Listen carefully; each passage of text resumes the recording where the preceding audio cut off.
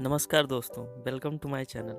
सितंबर 2020 में जब से सरकार 3 कृषि कानून लेकर आई है, तभी से इन कानूनों का विरोध हो रहा है। जहां केंद्र सरकार यह समझाने में लगी है कि ये तीनों कानून किसानों के पक्ष में हैं, वहीं किसान संगठन इन कानूनों को किसान विरोधी बताकर इन्हें रद्द करने की मांग कर रहे हैं। सबसे पहले हम ये देखते हैं कि ये तीनों कानून कौन से हैं। पहला, the farmers produce trade and commerce act. दूसरा, farmers agreement on price assurance and farm services.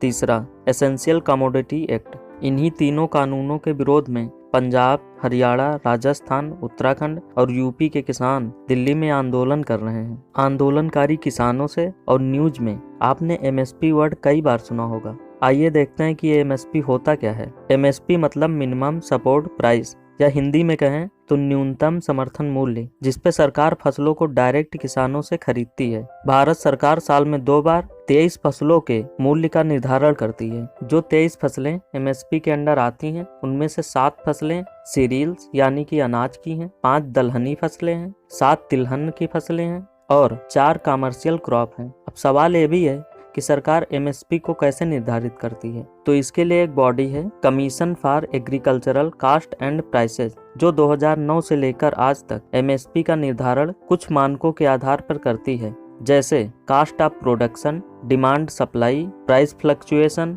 Market price trend, different cost and international market prices. यहाँ ध्यान देने वाली बात यह भी है कि साल 2018-19 के बजट में सरकार ने कहा कि एमएसपी को फसल के लागत मूल्य का 1.5 गुना रखा जाएगा, जो कि स्वामीनाथन कमेटी की रिपोर्ट के अनुसार है।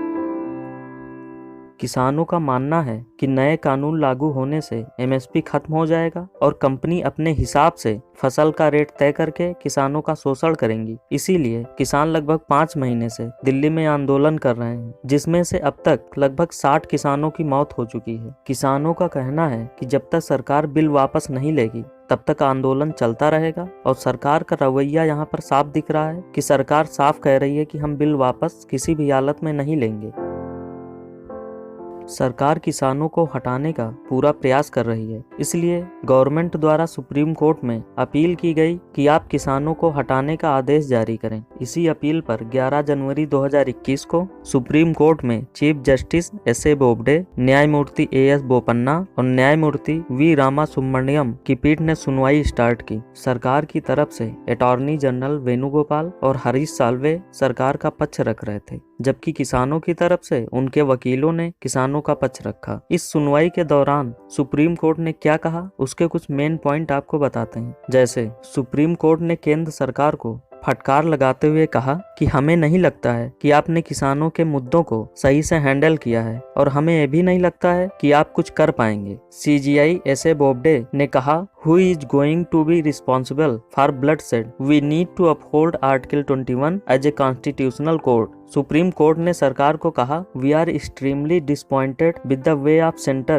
is dealing with this. What consultative process has been followed for farm bill that entire states are up in rebellion? कुल मिलाकर के 11 जनवरी 2021 के सुनवाई का नतीजा ये रहा कि सुप्रीम कोर्ट ने तीनों किसान कानून पर रोक लगा दी और कहा कि दुनिया की कोई भी ताकत हमें कमेटी बनाने से नहीं रोक सकती, हम जमीनी स्थिति समझना चाहते हैं। उसके बाद 12 जनवरी को सुप्रीम कोर्ट ने 4 लोगों की कमेटी बना दी और कहा कि हम समस्या का हल चाहते हैं, इसीलिए कमेटी का गठन किया जा रहा है। यह सभी हितधारकों से बात करेगी, फिर हमें रिपोर्ट देगी और उसी रिपोर्ट के आधार पर हम आगे बढ़ेंगे और रिपोर्ट की वैधता का निर्धारण करेंगे।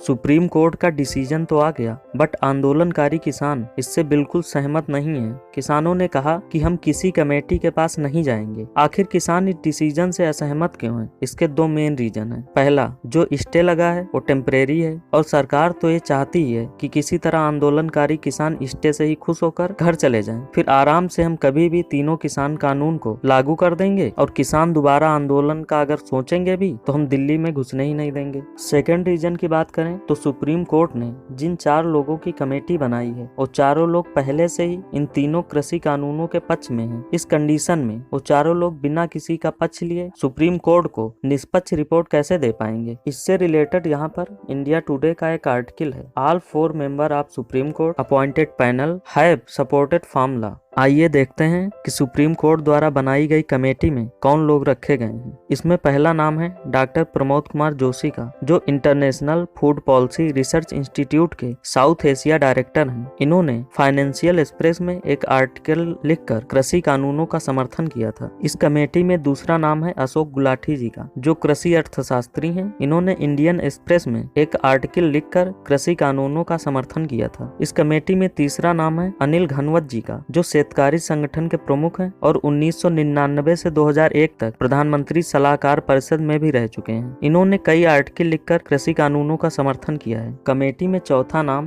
भूपेंद्र सिंह मान जी का है, जो भारतीय किसान यूनियन के राष्ट्रीय अध्यक्ष हैं। इन्होंने भी दिसंबर में कृषि मंत्री नरेंद्र सिंह तोमर से मिलकर कृषि कानूनों पर अपनी सहमति दी थी। अब सवाल ये है कि इस कमेटी की चारों मेंबर कृषि कानूनों के समर्थक हैं, तो वे सुप्रीम कोर्ट में निष्पक्ष रिपोर्ट कैसे दे पाएंगे। वैसे आंदोलन कर रहे किसान संगठनों ने यह भी कहा है कि 26 जनवरी को हम दिल्ली में ट्रैक्टर परेड करेंगे और सरकार किसी भी हालत में इस परेड की अनुमति नहीं देगी। लेकिन फिर भी अगर किसान 26 जनवरी को परेड के लिए गए तो सरकार और किसानों के बीच टकराव की स्थिति बनेगी, जो बहुत ही भयानक हो सकती है। हम लोग आशा करते हैं कि सरकार इस समस्या का कोई हल निकाले, जिससे सरकार और किसानों के बीच किसी भी हालत में टकराव की स्थिति न बने।